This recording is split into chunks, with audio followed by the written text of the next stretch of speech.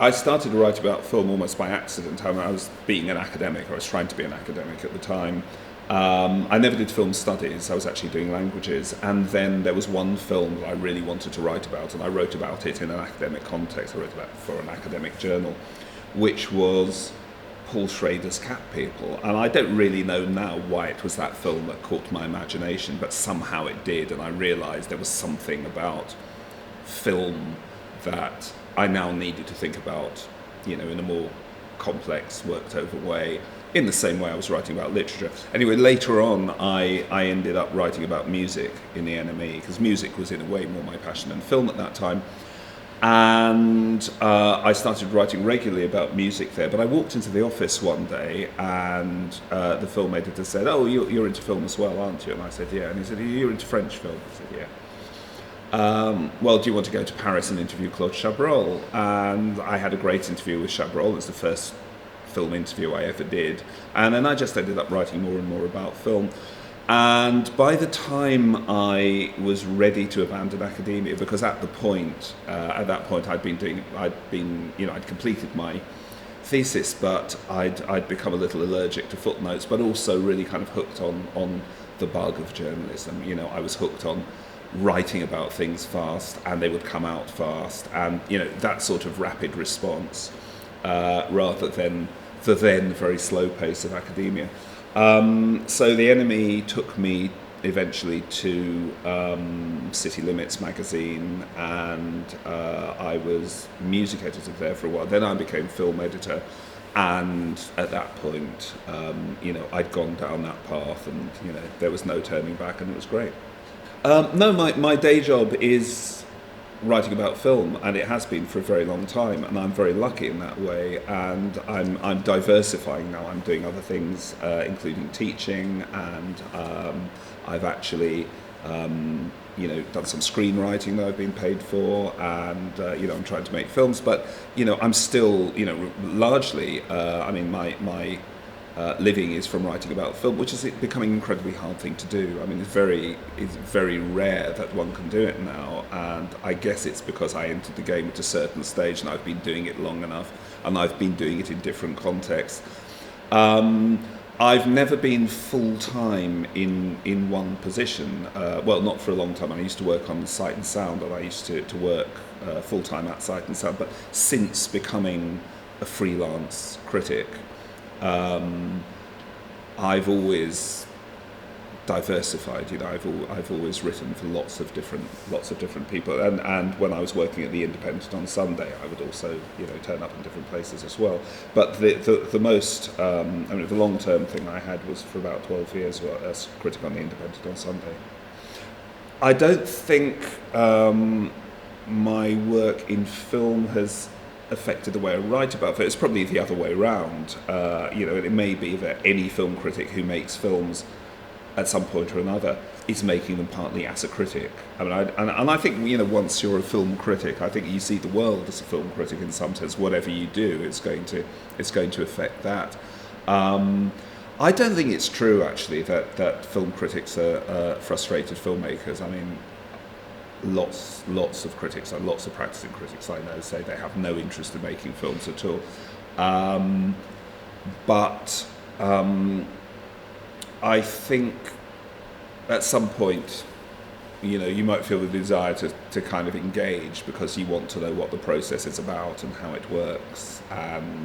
But in a way, I think if you're really kind of involved in criticism in a sort of deep way, you're kind of making films in any case, because when someone gets hold of a film and writes about it in a way that makes it sufficiently idiosyncratic and sufficiently personal, you're kind of remaking the film in a sense in your head when you're writing about it, and then you're kind of remaking it for the reader. So what people are reading is your version of the film, and that's not to kind of aggrandize what film critics do, because sometimes it can just be simply descriptive. But for me, the best critics are the ones who produce their own kind of remake of what it is and shed a different light on it.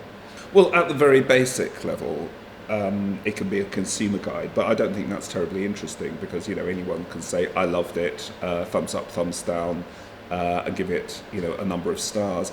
And that sort of assigning value is, well, it can be real criticism, but on the basic level, it's kind of a consumer guide, which, I don't really like the idea of simply kind of slapping a value on a film. What's more interesting, what it can be and what it should be, is a real response, a real dialogue, and why I got into film criticism, why I started reading it in the first place, was that there was a pleasure in reading about films that you hadn't seen, first of all, and imagining what they were like through someone else's response, but then also reading about films that you had seen, that you had your own opinion about, and you agreed or disagreed with a critic, but it was the pleasure of the argument and also the pleasure of the writing, because you want criticism to add something else in terms of ideas, the kind of the texture of an argument, and that's what it can be and what it should be. I do care about star ratings in the sense that I think they're a problem, because they're a signal to people not to bother to read the review. I mean, the trouble is, if something gets a 1-star or a 5-star, you're going to want to read it to find out, why it's so great or why it's so bad.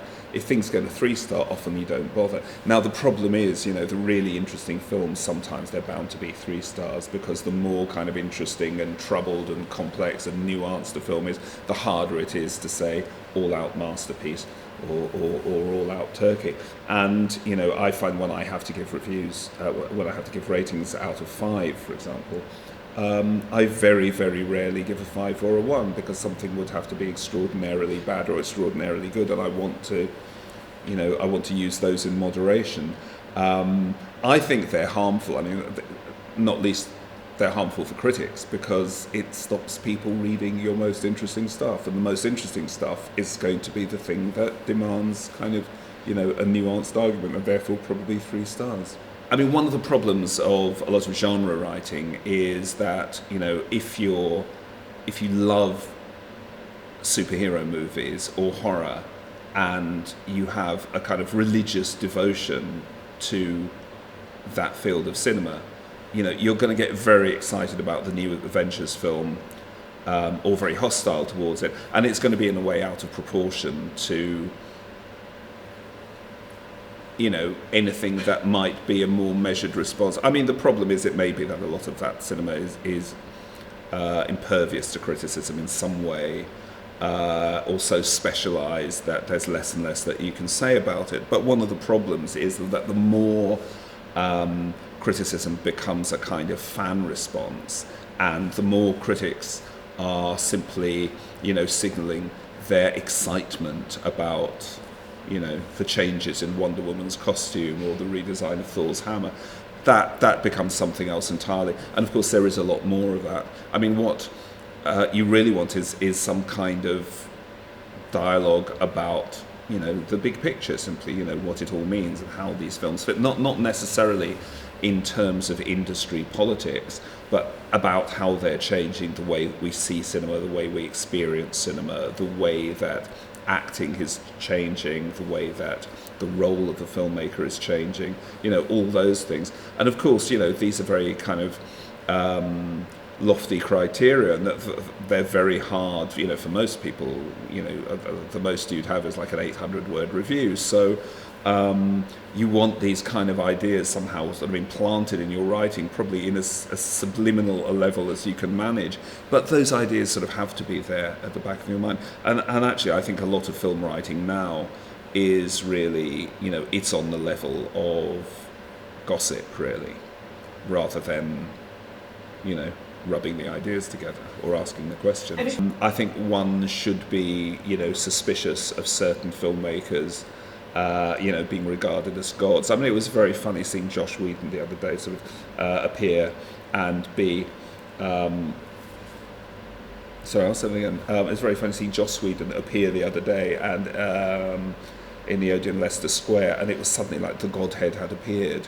I don't think we should revere those people too much, but in the same time, we shouldn't revere the grand auteurs of the red carpet who appear in Cannes. I think we all need to be very sceptical about, we need to be cautious about being too reverent about, the statements from whoever it is, and keep a certain, critical distance. I think once worship gets in, that's the problem. And it can be sort of worship on the sort of the fan level in genre cinema, or it can be worship among, the people who want to,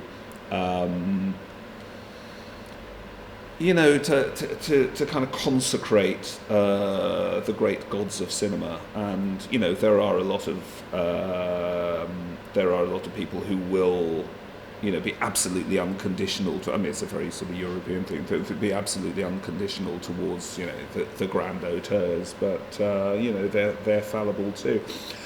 So I'm getting into a completely different argument here, but I suppose I'm saying that, the thing is to always be open to surprise and open to the fallibility of the gods, but also open to the possibility that something that you don't think you're going to have time for might actually be a revelation. Very often, people are publishing reviews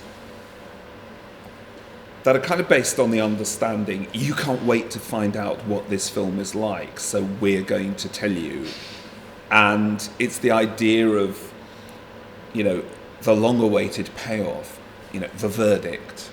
But actually, that suggests that everything is kind of closing down, that a review is simply going to confirm your anticipation or not. And it's going to tell you whether you're going to be fully satisfied when the product is actually placed before you. Well, I hope that watching the film is a more complex thing than that. And it's a problem, at the most lofty level, kind of the new Michael Haneke film sort of descends from the skies and appears in the first press screening at Cannes, and people come up, now we have seen it. But after you kind of get over that moment of excitement, that's the moment to think, well, what is it really about, and what's it doing, and how is it working, and how can you detach yourself from those kind of breathless responses. And that's the problem with the kind of fast turnover that a lot of writers have to do now, that you have to come out and find that snap response. And certain films, I suppose, demand that in a way. A new Lars von Trier, he's very astute about the value of shock and the value of anticipation. So he knows that people are going to kind of come out of his films, in a fluster, and have to write about it there and then. But actually, the films really become interesting, and you can really see the films when you get to stand back a bit, and there's a little time for response. And it's very interesting, in fact, that after the excitement and the anticipation about the Lars von Trier film, with time, I think people have forgotten about it in a couple of months. So it's a couple of months later that things become really interesting, that you can really decide what a film does and what it means. I hope print's going to work, because it's always nicer to hold something in your hand. I think until they come up with something foolproof and electronic that people can read in the bath without fear of throwing away 1,000 quid's worth of software with one careless move. I hope that print's going to last, because there's a particular pleasure. I can say there's a particular pleasure because I grew up with it, and a lot of people didn't, and a lot of people feel more comfortable, having an iPad in their hand. But, the pleasure of a glossy magazine or a newspaper with pages that you can actually turn, well, maybe it's just fetishistic, but I do think it performs a different function. I'm not really sure what that function is. But there's also something about, having something on a page before you, without the distraction of constantly moving to the other thing, and something kind of blipping in the corner of your eye, signalling you, just kind of, luring you away to something more interesting. I hope paid film critics do have a future, because there is something, I suppose, being paid to write about film, and I suppose it's a bit like being paid to psychoanalyze someone. It's different from, just two people sitting in a room and chatting. There, the business of being paid to be an analyst the transaction is part of the whole process. What actually happens if you're a paid film critic is someone asks you to do something that you might not expect to do, and that creates a certain demand on you that obliges you to write about something, even if it's something you're not interested in. What happens if people are writing for free and they're writing for themselves above all? People will write about, you know, films that they really want to write about, that they have opinions about and that they're enthusiastic about, and you know, that's great, and that produces a lot of very good writing. But something really interesting happens when people are asked to write about things that they have no opinions about, because then you're forced to look within yourself, if you like, and find those opinions. You're forced to react to this kind of mystery object. What I really like is when someone commissions me, you know, to festivals, say, go and review this film by a director you don't know, from a country that you didn't even know made films, in a genre that you're not familiar with, and then you have to kind of work with your knowledge, and you have to kind of think on your feet and sort of find those responses. And I think that's what gets your synapses firing. I think that's what really makes you a critic, is the ability to respond in different ways. And I mean, I remember very early on, there was some documentary I was asked to review about a subject I knew nothing about, and I just thought, God, you know, how the hell am I going to? And it turned out to be, you know, one of the most interesting things I'd written about, and it was great. That's when you sort of discover who you are as a critic, I guess.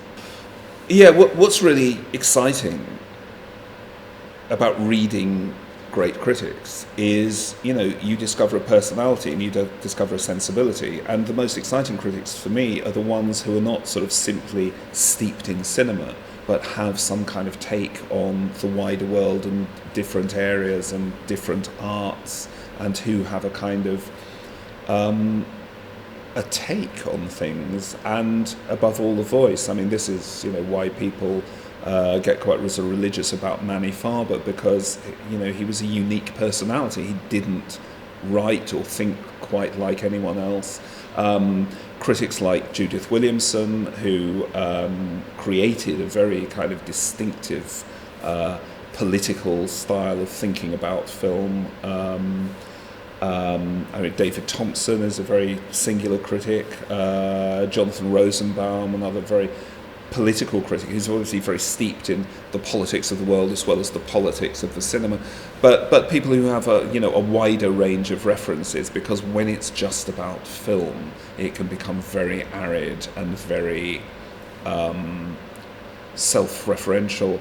And also, I mean, it can sometimes refer to nothing other than you know, the critic's own personality. But as long as that personality is interesting enough, and it's about style also. I think the problem with, I suppose, the industrialization of criticism, the idea that someone is simply writing for their publication in their style of their publication, that narrows the field a bit. So I think when people are able to transcend that and kind of express themselves, but express their interest in the world, that's when things get really exciting.